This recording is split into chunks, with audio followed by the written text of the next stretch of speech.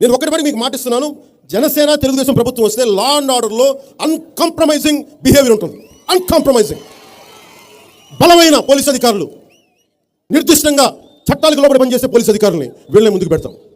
అంతేగాని కొమ్ము కాసే పోలీస్ అధికారులను తీసుకురాం. ప్రజలకి రక్షణగా ఉండే పోలీస్ అధికారులను ముందు పెడతాం. నా సినిమా టికెట్లు మీ ఉద్యోగులు కానీ మిగతా ప్రజలందరూ కూడా ఆలోచించాల్సింది, వ్యవస్థలు ఎలా పనిచేసుకుంటే అలా పనిచేస్తాయి, మనం ఎలా పని చేయించుకుంటామన్న దాని మీద సమర్థత ఉంటుంది.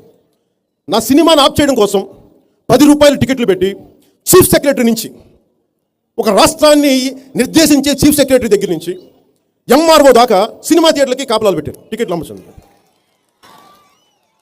వీళ్ళందరూ దేనికి పనిచేయాలి? వీళ్ళందరూ ప్రజా సమస్యల కోసం పనిచేయాలి. సినిమా టికెట్లకి ఇలాంటి చిల్లరకి జగన్ లాంటి వాడు వాడుతుంటే మనం ఏం మాట్లాడతాం?